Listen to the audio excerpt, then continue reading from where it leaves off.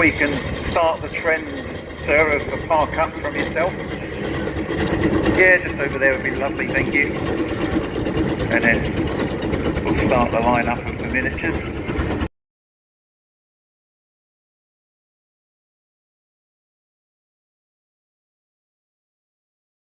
I got to hear about a company called Steam Traction World, and they were making kits. And so I went up there, and the idea was you bought one kit a month, and after about 2 years you had all the kits and you had the complete engine. You had all the bits you need. So it's like one of those magazines where time to get down there and back, haven't you? Right, But yeah, I mean, this is obviously same rules and regulations. A lot of the bigger engines, you still got to get boiler certificates, still got to be safety tested. The same things, you know, boiler certificates, public liability insurance. You have to do a hydraulic test, a steam test, every maybe 2 years, depending on how old the engine is.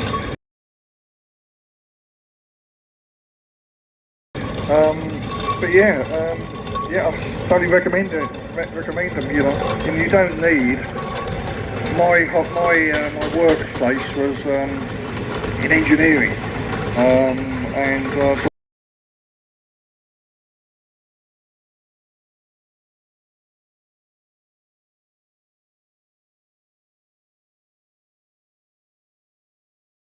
moving on to, I think, our only showman on the rally field this weekend. So thanks for representing the showman this weekend. But obviously, these would have been huge beasts in full size, and you can tell this is 4 inch, is it? Yeah. So even it's 4 inch next to, and so yeah, 4 inch scale. Tell us a little bit about your one. 4 inch agricultural barrel, Steam Traction World kit build. Yeah. Started in 2014, first steamed in 20. This is the 6th year I've had it in steam. So 6th year, is it? Yeah.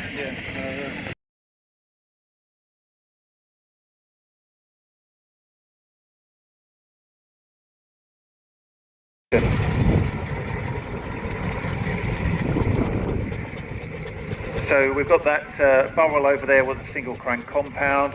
You've got the quite more commonly the dual crank compound, which has a high pressure cylinder and a low pressure cylinder, and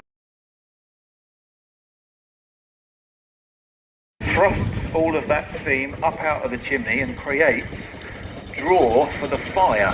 So it's a bit like a turbocharger in a car, how, you know, the exhaust helps more air coming into the engine. That's what's happening here, because air travels in through the bottom between the wheels. So the missus has got a bacon sandwich on the go for you, and we're out here getting it ready. I mean, what's the first thing to do? Obviously, hopefully whoever fired it up last has left the water in the boiler ready for next time.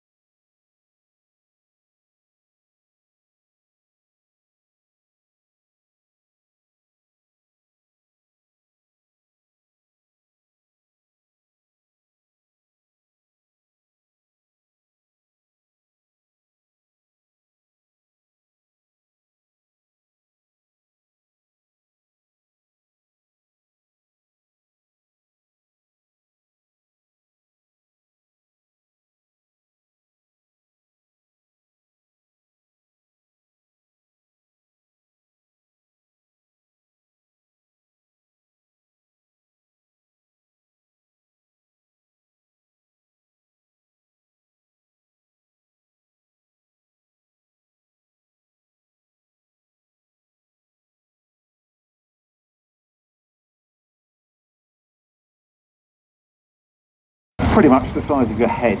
They are absolutely monstrous, and you get some huge torque numbers out. And because it's two-stroke, it's firing every single time it goes down as well. So not like a four-stroke where it fires and gives you power every second stroke. That one there is giving you power every single time it goes down. And I have actually kept that field marshal behind after this parade, and we're just going to have a little chat about that, because these are particularly interesting tractors.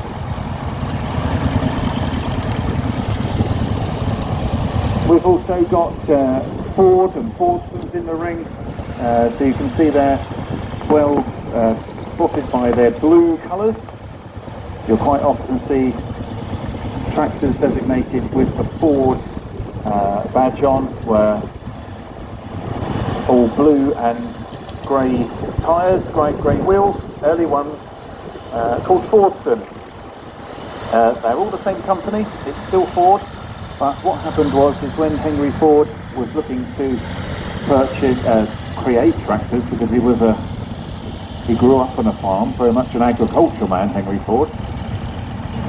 He wanted to help these farmers and build something that was going to get America producing their own crops at a much higher rate, because obviously vast production in Cork, Ireland in 1919, and they made them all the way up till 23, and they started building them in America for a little while, but then come back to Ireland in about 28, and eventually in 1933, before the war, they started up the Dagenham plant in London, and that's where all of these tractors are birthed from, all these Ford and Fordsons, Dagenham, London.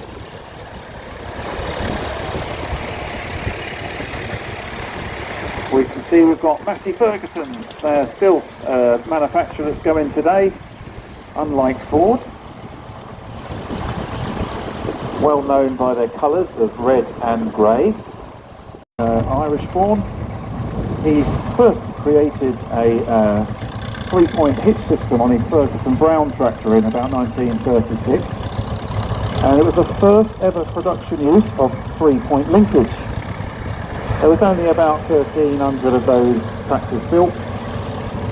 They used a company called Brown, who were making gearboxes and gears and things, so they were set up for building machinery and things, but all in all it was a very costly way to build tractors, and he needed a better way to do it.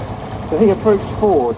The little grey Fergie that you see here, that's where the design actually come from. But unfortunately, after Henry Ford passed away, I think it was about 1946, 1947, I think he passed away.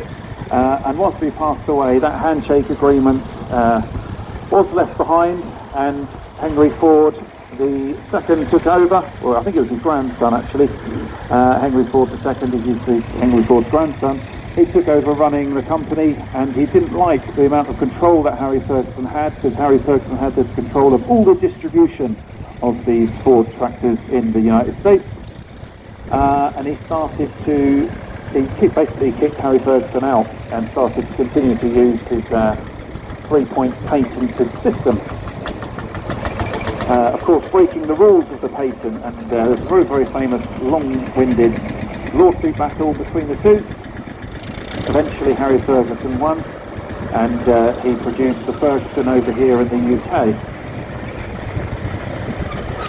And that little grey Fergie there is basically the grandfather to a lot of the tractors, modern tractors that we see today, with that 3-point linkage.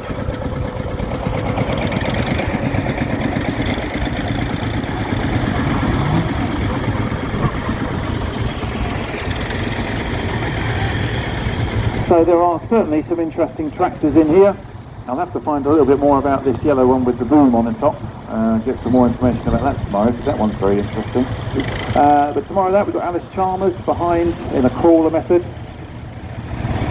You don't see too many tractor crawlers because they sort of had a niche market. The design of those was for areas that had a very soft soil, so if you're going to run around it with wheels, it was going to compact the soil and damage it. So you needed a system of cultivating that land that wasn't going to damage the soil.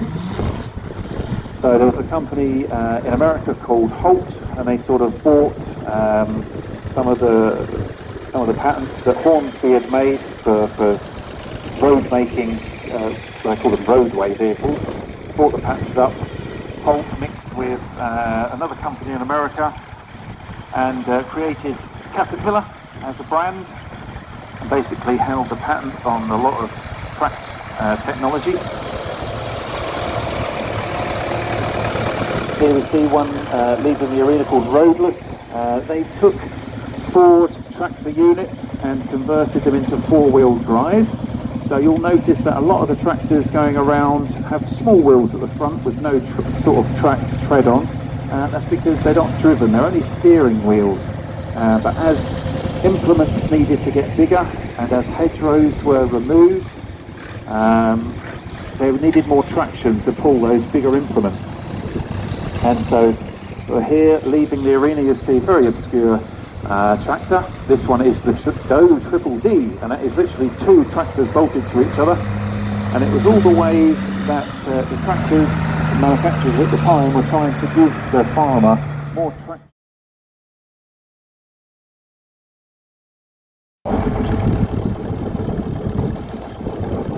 Yes, please. So, here we are. I mentioned earlier about keeping a field marshal behind. The reason I've kept this one behind is it's a little bit more unique than some of the other tractors that we've got coming in here. It is looked at as, like a lot of tractor owners would love to own one of these. The value of these is gone absolutely through the roof. But as I said earlier, they're a single cylinder, horizontal cylinder. The head of it is at the front. I can't remember the capacity of this. Do you know the capacity? It's vast. 40 brake horsepower, but the size of the cylinder, it is huge. Two-stroke, as I say. There is two ways of starting this. Now, it was introduced to have a cartridge style start. We'll go through the hand start first. Essentially, you've got a humongous flywheel on the side with about 3 grooves on it, and they're not centralized grooves. It's like a big thread. And so, if you're going to choose to do hand start, you move the decompressor over to the outside ring, and then what it does is it gives you at least 3 turns of the engine before the compressor automatically shuts off, and then allows the cylinder to gain compression. If you didn't have that, there's just far too much compression in there. There is no chance you're going to be able to turn that over. Now, like most diesels, even in your modern day car, you might not do it these days, but you should. There is a little coil light that comes up on your dash to tell you that, you know, your glow plugs are lighting up and it's warming your diesel engine up ready for you to start. Well, we don't have a little glow plug in this engine, you have a touch paper. And that's what this gentleman Dave now is doing. He's lighting the touch paper.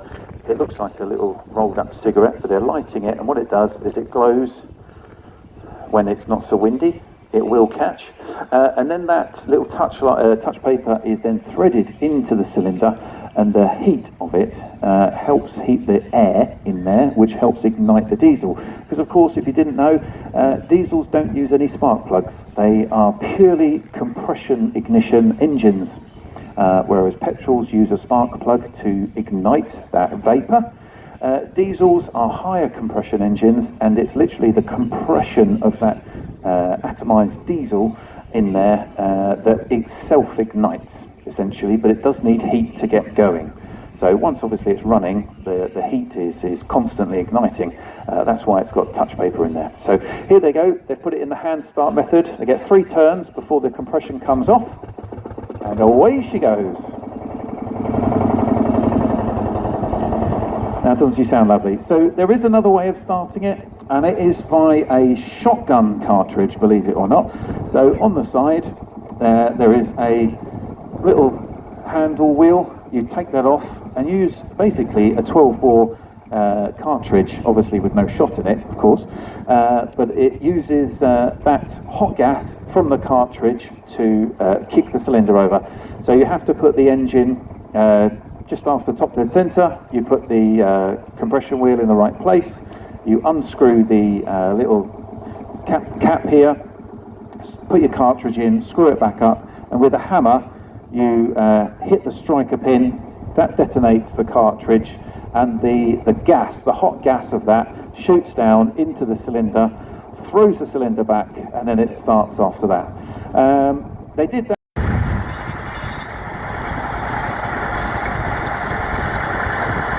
Quite nicely driven.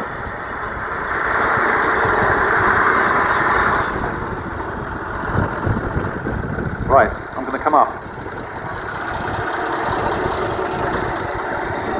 Can I come and sit?